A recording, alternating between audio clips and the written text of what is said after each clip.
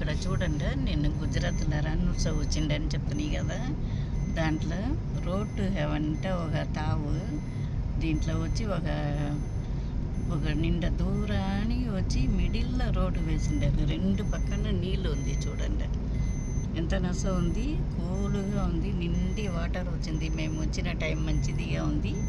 దీంట్లో అంతా నీళ్ళు నిండా నస ఉంది. ఫ్లమ్మింగస్ ఉండే ఎంత నిండా ఫ్లమ్మింగస్ ఉంది.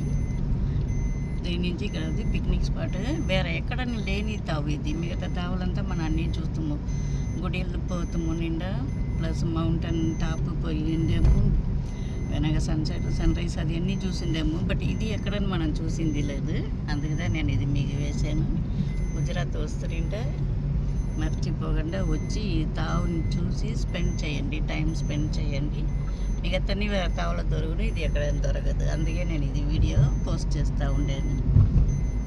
హాయ్ ఫ్రెండ్స్, వింట్రియా మీరు లైక్ చేయండి, షేర్ చేయండి, నా ఛానల్ని చూసి